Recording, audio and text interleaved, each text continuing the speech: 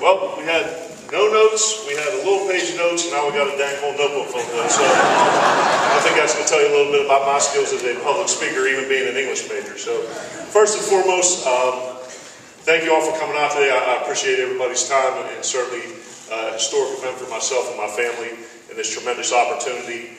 This is my family and I's first true extended journey into the South. And when you hear about the term Southern hospitality, we found out that is real and it's true.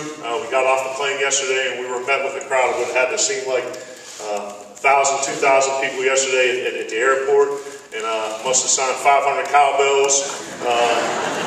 I even took a picture with a dog, so that was unique, and that was a positive. Shook a bunch of hands, I signed a hand, it was a pretty neat deal. But so from my family and I to the Starkville community of Mississippi State, and certainly the state of Mississippi, we couldn't be more appreciative of the welcome that you guys have given us and making us feel part of this family as my family and I transition, our lives from State College, Pennsylvania, down here to the wonderful state of Mississippi.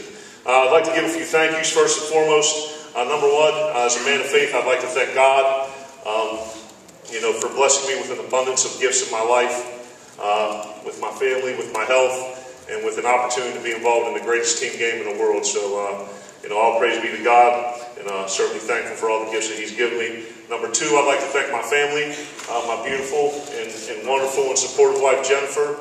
As you guys know, as coaches' wives in this profession, they do a lot of the heavy lifting while we're out here, chasing our dream and trying to do things to make our programs better. And certainly, I really love her and appreciate her support for helping me and allowing me to chase my dreams as a football coach. My three beautiful children, Kira, Mason, and Donovan. Y'all get to see them. We're trying to decide right now whether they're going to finish the year out or move down here now. They're going to do a little bit of house hunting today, so they're the lights of my life. I love them more than anything in the world, and certainly appreciate and I hope they understand the fact that the time I spend away from them, that every free moment I have is with them, and I love them more than anything in the world. I'd like to thank my parents, my father, Merv, Sr., and as Mr. Cohen indicated, I was born in Pittsburgh, Pennsylvania. My dad worked 35 years as a steel worker in a steel mill, worked 3 jobs to put 2 kids through college. We were first-generation college kids. And I really think in terms of my formation as a person and kind of what I stand for was understanding what a blue-collar work ethic meant. That it didn't matter how cold it was, didn't matter how warm it was, how early in the morning, how late at night. He got up every day, he went to work, came home, got something to eat, and whether his second job was a bartender, a janitor, whatever he needed to do to put food on the table, provide for his family, and make sure that they were well educated, and ultimately our goal as parents is to make sure our children's lives are better than our own. I can't be more appreciative of my father. And, one day, he explained to me, and you see the pictures of the steel mills and the the fire and all that stuff. That stuff's real. And he explained to me one day, I do this so you don't have to. And that meant a lot to me. I'd like to thank my mother, Rose, who my father was the heavy hand and a disciplinarian and someone who pushed me. My mother was caring, supportive, and did the things, as a stay-at-home mom that really, helped my family and I understand that, the parents can carry you in 2 different ways, and I certainly appreciate my mother. My older brother, Merv, Jr., who has taught me a lot of lessons about life, a lot of lessons about sports, and what it means to be a man and what it means to be a father. And then my sister, Tina, who I don't think I have a bigger fan, so she's certainly supportive. She'll be down here ringing the cowbell like a lunatic, and I look forward to that. So if you see her in the stand, she'll be the one hopefully ringing that thing the loudest. So certainly have a great appreciation for my family. Next, I'd like to thank all the head coaches that I've worked for and as assistant coach, starting at the University of Pittsburgh with Walt Harris, and also Larry Coyer was the defensive coordinator.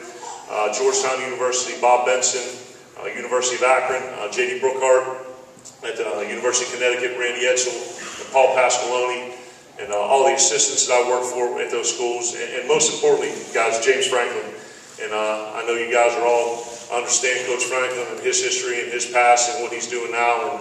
And I'll be forever indebted to Coach Franklin because 2 years ago, he was in need of an answer at the offensive coordinator position, and he had the vision and foresight to roll the dice and take a chance on a 44-year-old head coach of a 1AA school needed to come in and help a Big Ten offense help the team achieve this goal. So I couldn't be more, I'm forever indebted to Coach Franklin, and obviously he's done tremendous things with the program and has Penn State rolling in the right direction, and he'll continue that success, but certainly Coach Franklin deserves a ton of praise and credit, and I'm indebted to him for giving me this opportunity. And certainly the last thing is this: every player that I've ever coached at every school, at every level, as coaches, we put them in the position to be successful with our culture and teaching them how to be better students and better men, and certainly as players. And it's because of their success on the field that as coaches we're able to move on and elevate to the next position in our lives as jobs. There you go, Jack. Good job. I'll give him a treat for that one. That was good. All right. But certainly it's because of the players, and for every player that I've ever coached, and I feel like I have great relationships with all those guys. Certainly I'm indebted to them as well, because without their performance on the field, I wouldn't have been able to move on to the next goals of my life. So I'm thankful to them. I'd like to thank the Mississippi State administration, starting with President Keenum, Mr. Cohen, Jared Benko, and Bo Hemphill, and want to I can't stress enough in this search process, and I've had opportunities in the past and I've gone through this process, the level of professionalism, the attention to detail, and all those things that go into a successful head coaching search, they were there unbelievably. And at the tail end of it, this thing was coming down pretty quick, and it happened quick, and I can't be more thankful to you guys for this opportunity to come here and lead this team, and thank you for everything you've done throughout the process. And lastly, I'd like to thank the fans who have been out in droves at the airport. Last night I was serving cheese fries at 10:30 a.m. in the Cod District, I guess that's what they call it, so they were pretty fired up. They were getting some fries and having a good old time, and got a picture with the head ball coach. So certainly the fans and the student body and everybody in the community couldn't be more excited about that. A little bit about the decision-making process to accept this job here at Mississippi State. I got some great advice from a coach a long time ago, that when you're considering your options and have the opportunity to take a position, there's three things that you consider: personal, professional, and monetary. And when I took a look at this opportunity at Mississippi State, and like I said, there have been some in the past, and you look at the personal aspect and an opportunity for my family and I to move to a different part of the country and experience some of the things that we hadn't, and then obviously a very supportive environment. It was something that we talked about as a family and felt that it was an awesome opportunity for there, so it checked off the personal box. Second, professionally, as a competitor, as a leader of men, and someone who's in this business really for the competitive aspect of the sport, there is no greater challenge in the Southeastern Conference and the SEC West. So to come in here and be in charge of these young men and chase the things that we're going to chase and compete against the best, it checked off the professional box as well. And lastly, monetarily, obviously I feel very fortunate to coach a kids game and be provided with the type of salary that I am. Like I said, I grew up with a very middle class income, and to be able to provide myself and my family with the type of things that we can because of what this profession provides, it certainly checked off the last box as well. So certainly thank you to everyone who made that a possibility. Talking a little bit now about the expectation level of our program. First and foremost, I'd obviously like to express my thanks and appreciation to Coach Mullen and his staff here through the 9 years. Sometimes you take a job over and it's in a state of disrepair, and sometimes you take a job over and it's in pretty good shape. So this wasn't a job where we had to go in, bulldoze the dang house, dig up the foundation, pour the foundation, put the walls back up. That's not the case with this job. Coach Mullen and his staff did a fantastic job. The foundation's laid, the walls are up. We just got to make sure that we add to it. So credit goes to Coach Mullen and his staff. So we talk about the three pillars of success in our program, all right? And those things that I believe in very truly, in the sense that as a football coach, I believe I'm an educator, all right? And my goal as an educator, and when these kids come here, and hopefully they're here for 4 or 5 years, is to make sure in that time frame that they leave here as a better student, a better player, and a better person, all right? And the way to do that in my eyes is through three things: accountability, productivity, and persistence, all right? And from an accountability standpoint, to me, that's all about the little things. All right, it's saying please and thank you, yes sir, no ma'am, and treating the guy who cleans up the floors the same way that you would treat the president of the school. It's treating women with respect like they're somebody's mother, daughter, sister, or wife, and it's doing the little things right all the time. Starting a drill behind the line, it means your hand's not on the line, it's not close to the line, it's behind the line. It's finishing, all right, it's sitting in the front row in class, all right, it's being on time, all those little things, because you look at the game of football, every Friday, every Saturday, and every Sunday, it happens. A team with less talent beats a team with more talent, because the team that does the little things right, all right, is the team that wins. And I promise you, we're going to be a football team that doesn't cut corners, and we're going to do the little things right. And as you see us do that throughout everything that we do, if I can trust you to go to class, I can trust you to run the right route. If I trust you to treat people with respect, I can trust you to throw the ball to the right person. So we're going to win through three things. Talent, which we have an abundance of. Culture, which we're going to make sure we put our kids in to do the right thing. And lastly, coaching, to make sure we put them in a position to be successful. The second thing is productivity. And talk to the guys a little bit about it today, that life isn't about just trying hard. Washing machines try hard. All right?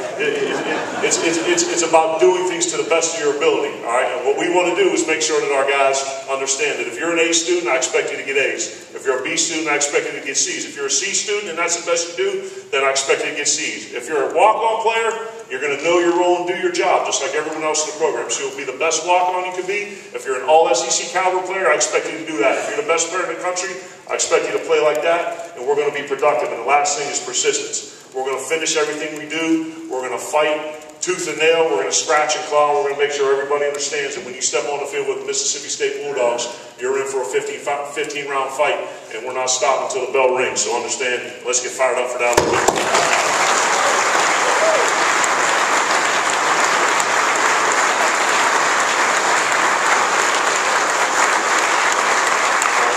Also talk with players today about our keys to victory. It's going to be three things that we harp on in this program: preparation, effort, and execution.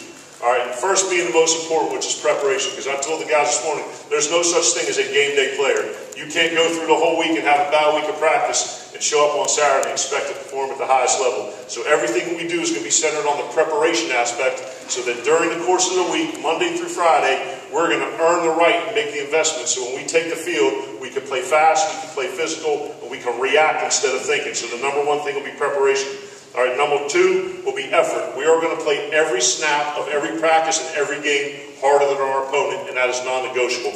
And the last thing is execution. You can prepare well, or you can give as good effort as you want, but ultimately football is a game of execution and precision. We're going to be the most precise team in the country, and we're going to do it with three things: purpose, passion, and a blue-collar work ethic.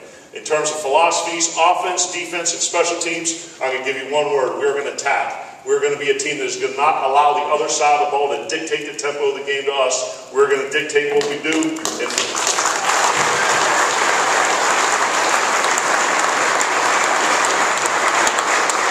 I think you're going to see offensively, defensively, and on special teams. To me, attitude reflects leadership, and what I want these guys to see is they're going to be a mirror image of their coaching staff, that we're going to be demanding without being demeaning, and we're going to put them in a position to be successful, and we're not going to wait. We're not going to circle the ring and wait for the bell and try to get a score on the card. We're going to go for the dag knockout punch, and that's what's going to happen in this program. All right? The last thing is this: our goals of the program, and like Mr. Coe mentioned, we're not here to maintain, we're here to elevate. The number one goal for me as an educator is to graduate 100% of our Bulldog players with a meaningful degree and give them the tools to be productive and responsible citizens.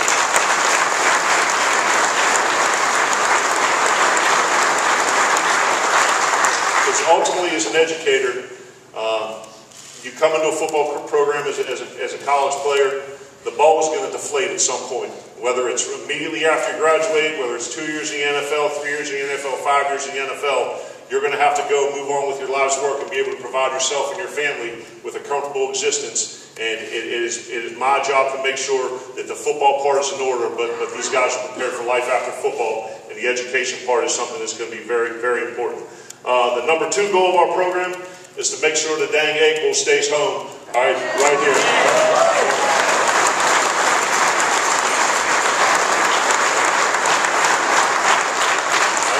Rivalry games, I understand what they stand for. I've been a part of them at every level of coaching I've been at. I've had 2 conversations with President Keenum, and they've been fantastic. But at the very end of it, he made it crystal clear. There wasn't any gray area or none of that. And he referred to it as that school up north. He wouldn't even mention it by name. But I understand the importance now of keeping that trophy at home, and that's going to be the top goal for us.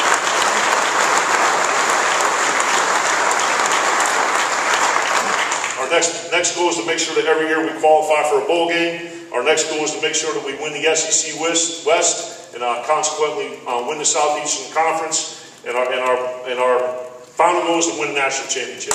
And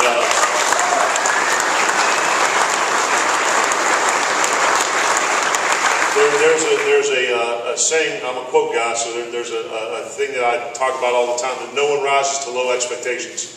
And as I sat in front of the team, I told these guys again this morning, I sat in front of the Fordham team that I took over after a 1-10 season, and told them that the guys sitting in this room were going to be a part of a league championship team and compete for a national championship. And you kind of got some funny looks and guys elbowing each other and saying, "Who's this guy? How about we figure out how to win 2 games before we start talking about a championship?" And ultimately, as Mr. Cohn mentioned, year 1, 6-5, year 12 and 2 beat Temple University, which was a 1A program. Year 3, 11-3. Year 4, 9-3, and beat Army, which is another 1A program. And really, because of our kids and our talent, our culture, and our coaching, we're able to bring to life the things that we said were going to happen. Fast forward to my time at Penn State, I walked into the offensive meeting room for the first time. I met with the kids, and they were coming off a year where they had struggled a little bit offensively, and were 7-6. And Coach Franklin did a phenomenal job under the circumstances getting those guys to bowl games those first 2 years.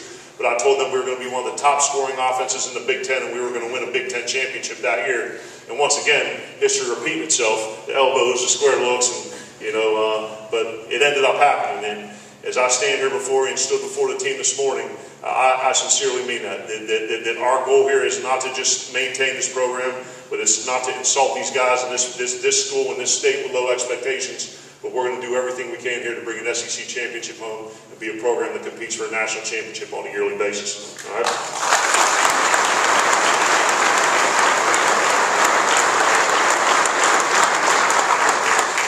Because you don't build your reputation on what you're going to do. Henry Ford said that. So we got to make sure we understand we don't get what we wish for, we get what we work for. And I have a great feeling that these guys are going to put forth the work necessary to accomplish those goals. All right, lastly, wrapping up here in the next few weeks, kind of our thought process here moving forward is where we'll make sure that we get out and we recruit and secure our commitments for the class of 2018.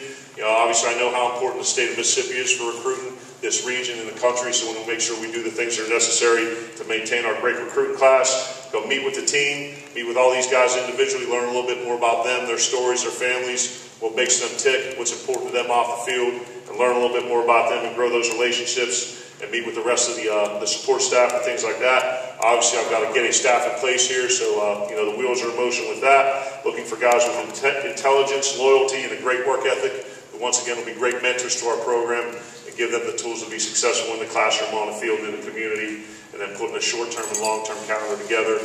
And obviously, there's a million things to do and not a ton of time.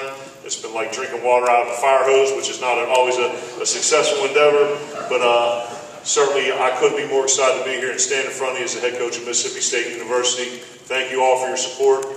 Can't wait to get rolling here and open it up to questions. Questions from media? We'll get a mic to you, Joel. David Murray, G-Space 347. Coach, you mentioned being play caller. Do you plan to have an offensive coordinator, or will you have that role yourself? I'm going to have a couple guys that have titles as coordinators, but I'm going to run the offense on the call plays. Joel. John had mentioned that he had kind of started this process back several months ago. When did you first get contacted and things, and just how did that? You mentioned how quick the process went, and just kind of walk us through that. Like most of the time in these instances, the contact occurs through representation. So a lot of the discussions have been with my agents, who did a fantastic job throughout this process. And then when the job finally opened up, the process went rather quickly, and we were able to get a face-to-face interview, and had a second face-to-face interview, and thought it was going to last a little bit longer, but appears I did a decent job on both interviews, and it turned around pretty quickly, and it was that's kind of how it went down.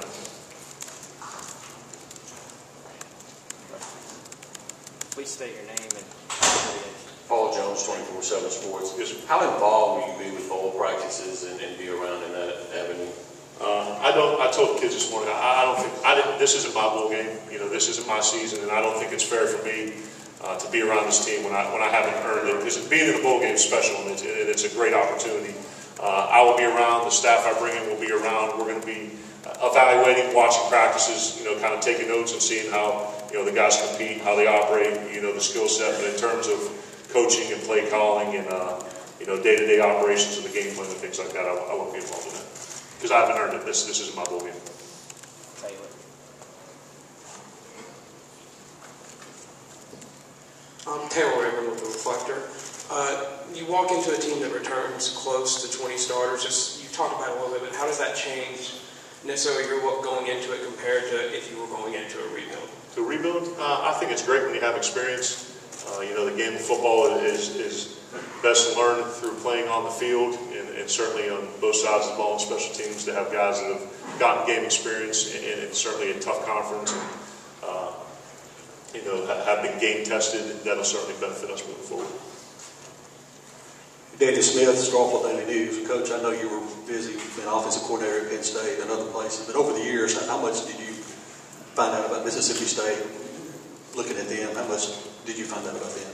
I mean, being a guy, kind of from the Midwest / Northeast, I'm a college football fan, and certainly when you talk about, the elite level of college football, the Southeastern Conference is that conference, and certainly the things Coach Mullins has done here, in his time, with Dak, and I had an opportunity to get on the phone with him, and Fletcher Cox as well, and certainly elevate to the level that they have during that time frame, caught everybody's attention, and as Mr. Cohn mentioned, it's gone from a job where, Coach Mullins took it over, and it was something that he had to build into something now that's a very desirable job, and one that, is a top 25 job in the country. Logan Lowry, Tupelo Daily Journal. Just, I know you hadn't seen him practice yet, but just talk about the roster that you inherited, just your initial impressions. Initial impressions, I saw one game earlier in the year. Can't remember which one that was now. I think it was a weeknight game, and then caught the Egg Bowl, obviously. But sat down with some of the guys last night, went through the depth chart, and talked about, the positions, need by numbers, who we have, in each position. But certainly, to see the things that Mississippi State did against Alabama, competing down to the end, and some of the quality wins that we had this year, and the players, particularly to skill positions, and games are won up front to me. The mentality of your team is dictated by the offensive and defensive lines. That I have not watched any game film, from a coach's perspective, but from what I've seen on TV and kind of keeping track of scores, it's obvious that this is a very competitive roster and football team and a very tough conference. Hey Joe, Robbie Fall from 247. Just curious on your thoughts on John Cohen from, I guess, one ball coach to another. Your thoughts on him as an AD and how he handled the process as well. Well, the cool thing is I'm a baseball guy, so we did a lot of talking about baseball. So my guys play baseball, so we did a little talking about baseball. But I mean, just in 20 years I've been around a bunch of administrators, athletic directors, and have gone through this process a couple times. And the times I've gone through it have been tremendous. But just the expeditious nature, the level of the attention to detail, and there was never any gray area. Everything that he said was going to happen happened, and they were upfront and honest, and that's just something I appreciate. Let's go over here to Brett. Brett, that's the dispatch. How's it going? You've taken your system to several different places now. How do you go about installing it your first fall season and have guys ready to run it at a competent level for year one? Yeah, it'll be like really any other transition. We'll get time in January. We get a certain amount of hours with the kids, and you can utilize some of that in the meeting room. So you want to take some of that time and make sure that their first meeting in spring ball isn't the first time that they're hearing the terminology and things like that. So you use the available time for NCAA rules in January to get a little bit of a head start, and certainly have spring ball, which you have 15 opportunities to install the offense kind of in a whole part whole. We're a conceptual based offense, so I think it's something that kids can pick up rather quickly in terms of execution in the first year. And certainly in the summer they're on their own doing the things that they're able to do through the leadership of the team, and then fall camp is the most integral part of it. Slim and then Will here. Go ahead. Coach Slim Smith from the Commercial Dispatch in Columbus. Sure. You got about 3 weeks to the early signing period. You're dealing with a class of players that you don't know and haven't recruited. Has there even been anything in your previous experience that prepared you for pretty unique situations for the guys? Well, I really don't think anybody in college football has anything necessarily, relevant to this experience with the signing day being pushed up this much. And it's certainly a confluence of events with the coaching change, and you have high school kids and junior college kids, and you're trying to get things all situated. And recruiting is a relationship endeavor. And these kids who have signed have built relationships and have been being recruited from Mississippi State for a good amount of time. So, the only thing that I can do is, be who I am. I've been on the phone with a majority of the guys and continue to do that. And, just let them know what the vision of this program is, how we're going to make them successful, as students and as players, and, do our best to, maintain what we have. Hey, Joe, Will Sack from Clarion Ledger. What are you valuing a defensive coordinator most, and what's sort of the timetable on a hire there? Yeah, we've got a bunch of great names that are under consideration, and really, when I look at a defensive coordinator, having been on offense, my entire life, I look for guys who do things that make it difficult for me to game plan against. So you can talk about 3 down, 4 down, different coverage schemes and things like that. I want someone that's going to be multiple, someone that's going to be versatile, someone that's going to be attacking, and really be a mirror image of our offense. So in terms of the timetable of hiring the staff, I could make 10 calls right now and have the staff filled before this press conference ends, but I want to measure twice and cut once, and make sure that we're not just hiring for the sake of getting this thing filled up, but we want to make sure we're getting the right people in here to give us the opportunity to be successful in the long term. Joel Coleman, Star for Bailey. Just clarifying, I know you said you'd be here to evaluate things during bowl season. So will you be with Penn State, coach? Be there for their bowl game? Anything like that? Yes, sir. I'll be there. Yes, sir. Okay. Will you be coaching in the? Oh no, I'll be evaluating. I don't know where they want me to stand. With Penn State. Oh, with Penn State? No, I won't. Okay. Yeah. Will, here in the front. Will. Hey, Joe, you joined the SEC where there's many programs putting a ton of money, a ton of funding. John Cohen often says that at Mississippi State you have to be creative to kind of close that gap. So how do you feel about that challenge, and what is your plan of closing that gap and making this program into a national championship contender?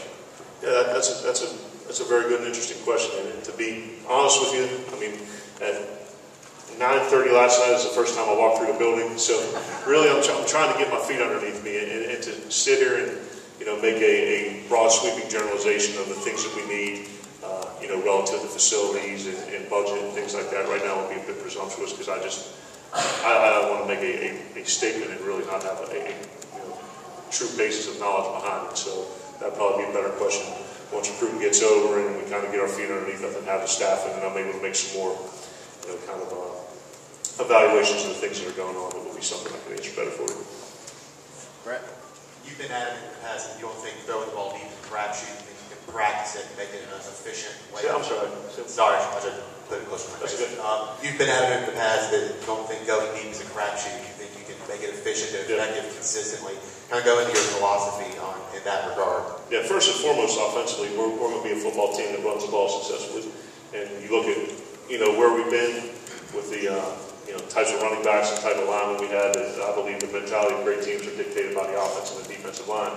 Otherwise, you might as well go play flag football. So we're going to run the ball successfully, and when we do that, it's going to force teams to commit numbers to the box by support, secondary support, or pressures, and that creates one-on-one matchups on the perimeter. So to me, the run game is about 3 things: numbers, angles, and grass. And where can we get our playmakers in space? In the pass game, it's about creating advantageous one-on-one matchups or being able to stretch zones with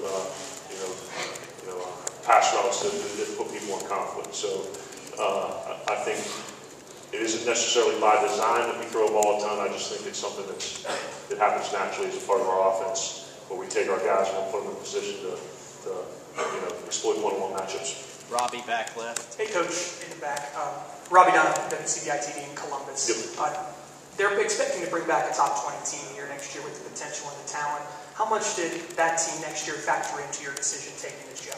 No, it factored in. Obviously, I think it's what I talked about, that this isn't a rebuild. This is a situation where I'm walking into a team that's done a very good job with a very good coaching staff, and that's part of the allure of the job, that you're coming in and you don't have to pour the foundation. It's up already, and You get a chance to bring your coaches in and, put your schemes in, put your culture in, and put the kids in position to be successful. So that certainly played part of it.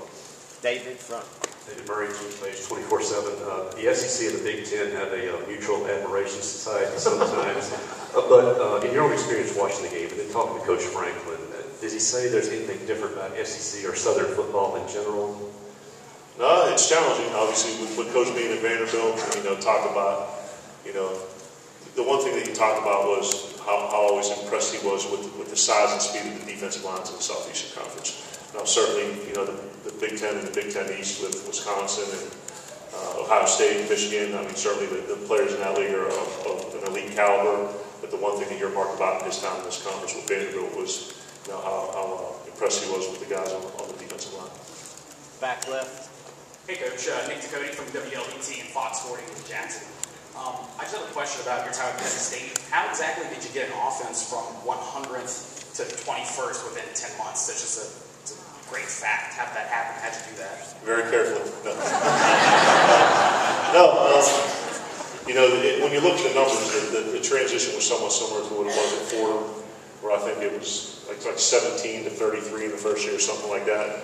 The one thing I talked about with the kids at Penn State was, I'm not here to harp on our past, I'm here to create our future. So the one thing that we didn't talk about was what occurred in the past, good or bad, that we were going to write our own book and be the first chapter and really, just put our heads down and went to work and, said, hey, this is what we're going to do, this is why it's going to be successful. And, to the kids' credit, and I love my kids at Penn State, they were awesome, but, they bought into it. And once success, or confidence and success are kind of self-perpetuating. And once they saw, during spring ball, fall camp that the stuff was working, it helps you. You're not just selling a vision anymore. It's something that they can actually hang their hat on. Tyler, back right. Hey, Joe. Tyler from J2 as well. You mentioned returning talent. You have coming back. What have you seen in your quarterback coming back once he gets healthy, of course? And a little bit I've seen from watching games on TV, obviously, first and foremost, a super tough kid. A kid that's ultra competitive, that understands the game, has been well coached. And when I look at a quarterback, I want a guy that can do three things: beat you with his arm, beat you with his leg, and beat you with his brain. And from what I've seen, he's a guy that can do all three. And certainly, the barometer of success for a quarterback is how the players around you rally. And from what I've seen, he's a guy that his teammates respect and want to go to bat for. So that's a key component of it. Will, front row. Hey, Joe. I heard that you met with the team today. Yeah. The Johnson was a really good meeting. What was your message to them? Really, a lot of things that we talked about today, to be honest with you.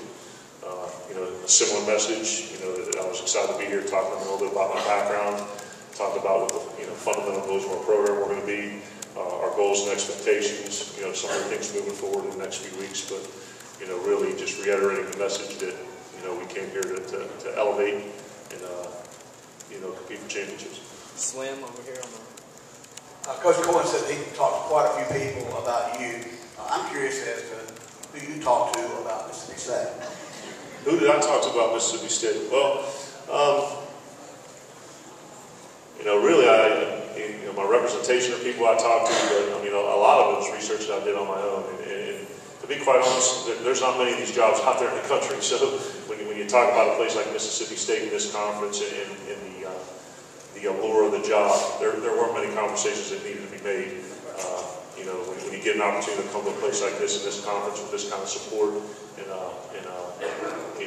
backing from the fans, it's really a no-brainer. Danny on the left. Coach, something a lot of people here today will probably be interested in. What's your thoughts about fan interaction in terms of practices? And fan interaction? Such as that. I'm for it.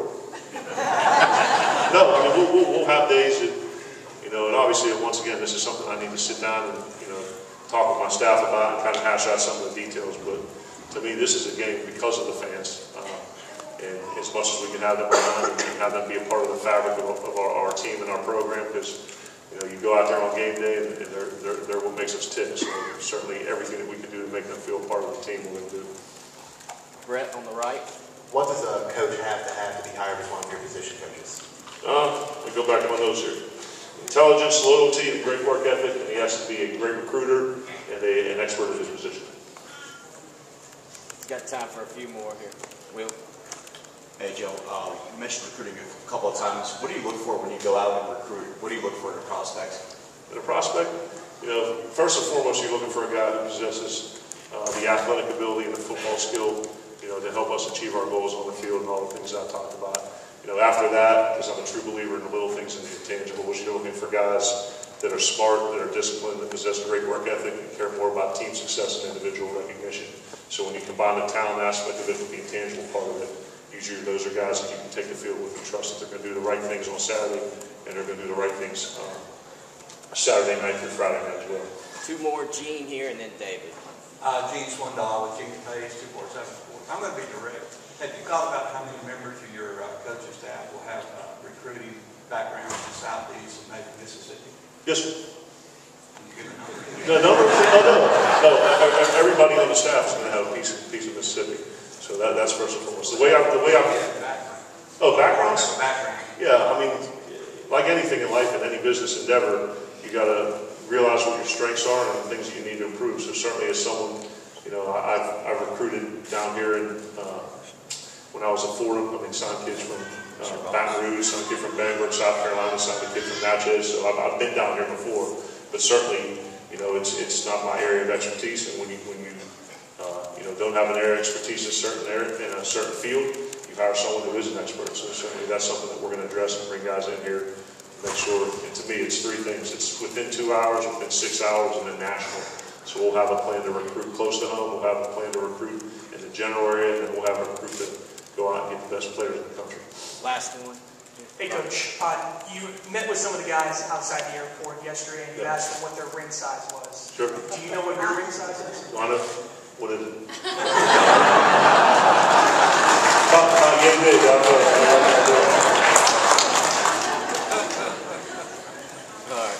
All right, thank you for